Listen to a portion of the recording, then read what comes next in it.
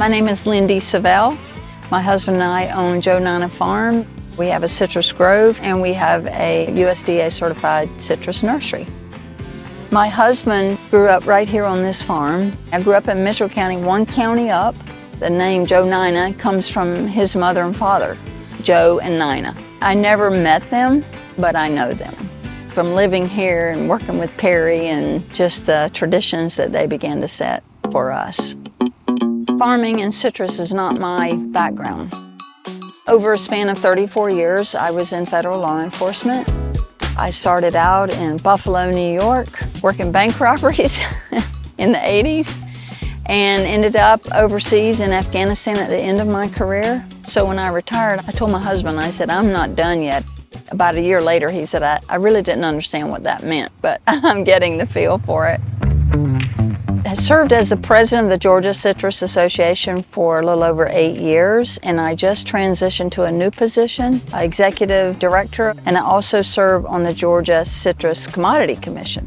When we first started, there were about 27 of us that were kind of interested in growing satsumas, and people were looking for different alternative crops they could grow, different products. People said, you can't grow citrus in Georgia, it's too cold here. And I said, yeah, we're gonna do it. And so here we are. 8 years later, Georgia has 159 counties. 45 of those counties we grow citrus. This area could be the citrus belt of Georgia. We grow a seedless cashew. Here in Georgia, we call it a Georgia Kiss, a Shiranui, a Tango, and then navels and grapefruit. Satsumas come in usually around the second week of November. We have a nursery. When you grow someone's trees and then you see them stick with it, you're kind of bonded to them. You want them to do well. Sam's got a story, retired OBGYN. Jackie's a nurse. Brandon, he's an electrician. Randall works at the Marine base. He treats his trees like babies.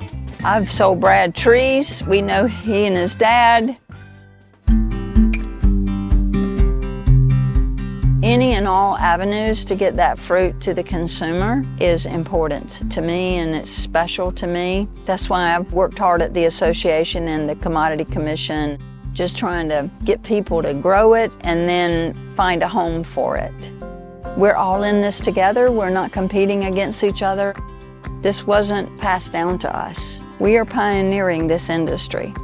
People see Georgia grown and they go, we want that. It's not gassed, it's not shipped here and held in cold storage, it's fresh and it just tastes better.